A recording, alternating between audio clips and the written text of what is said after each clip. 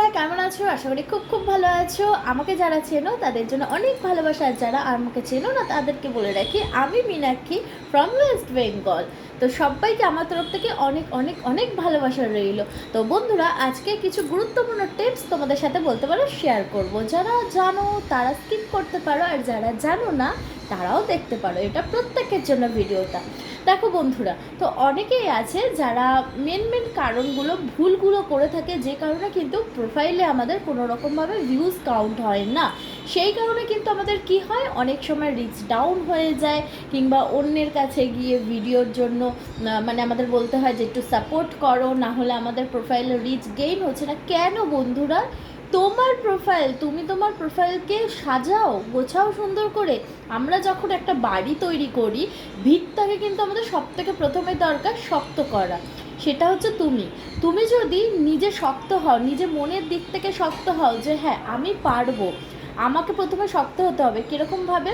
প্রথমে আমি যখন একটা প্রোফাইল খুললাম, আমি ভাবলাম আমি প্রফেশনালিভাবে কাজ করব। সবাইকে দেখে বেশ কিছুদিন ধরে আমি কাজ করছি, তারপরে আমাদের নেগেটিভ চিন্তাভাবনা চলে আসে যে কেন ভিউজ আসছে না। বেশ 1 মাস 1.5 মাস যাওয়ার পরও আমাদের কি হয় যে একদমই প্রোফাইলে ভিউজ আসতে চায় না। তারপর আমাদের কি হয়, প্রোফাইলটাকে আবার আমরা সুইচ অফ করে দিই, মানে প্রফেশনাল ড্যাশবোর্ড অফ থাকে ওটা আমরা অন করে ফেলি যখন আমরা প্রফেশনালভাবে কাজ করি, আবার সেটাকে যখন অফ করে দিই সেটা সুইচ অফ হয়ে যায়। তারপর আমরা ভাবি যে না, বেশ কিছুদিন হয়ে গেছে, সবার ভিডিও ভাইরাল হচ্ছে, তাহলে এবার আমাদেরকেও দরকার আমাদের ভিডিওগুলো ভাইরাল করতে হবে। তার জন্য কি করতে হবে, আবার আমাকে প্রফেশনালি ড্যাশবোর্ডটাকে অন করতে হবে।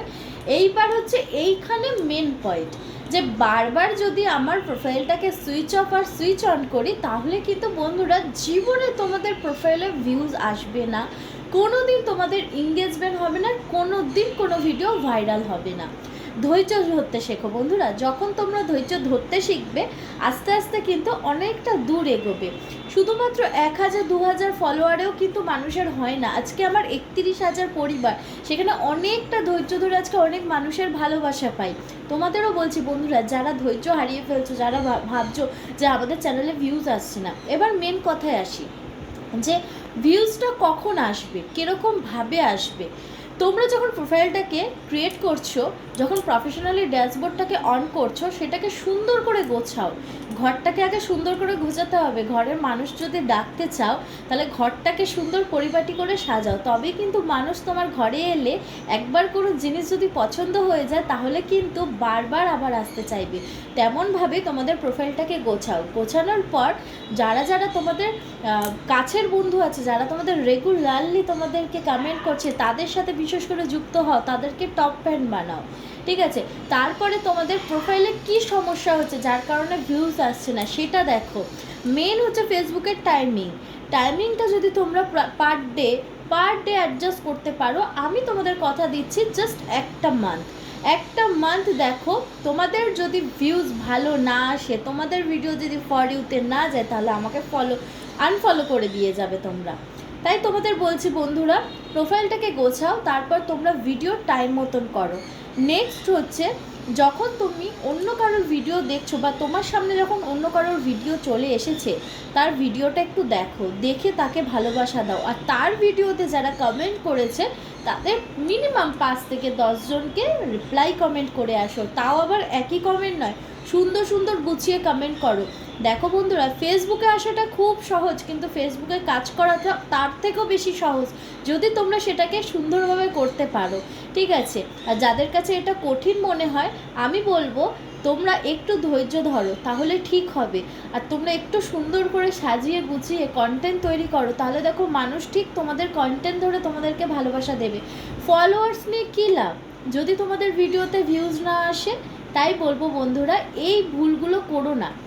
তারপর হচ্ছে, নেগেটিভ কমেন্ট কাউকে করো না, নেগেটিভ পোস্ট করো না, কাউকে খোঁচা মেরে কোনো রকম কোনো কথা বলো না। তোমাদের যদি মিম শেয়ার করা থাকে, মিম শেয়ারটা আলাদা, যেটা আমিও করি, কিংবা কাউকে হার্ট করে যদি তুমি কথা বলো, সেটা কিন্তু ফেসবুক গাইডলাইন্সের বাইরে থাকে।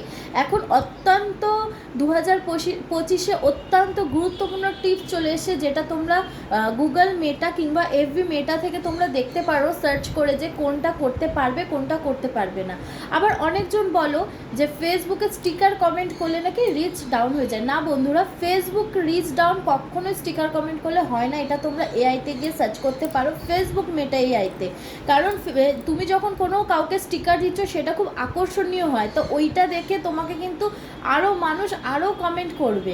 সুতরাং কোনো স্টিকার কমেন্ট করলে কোনো রকম অসুবিধা হয় না।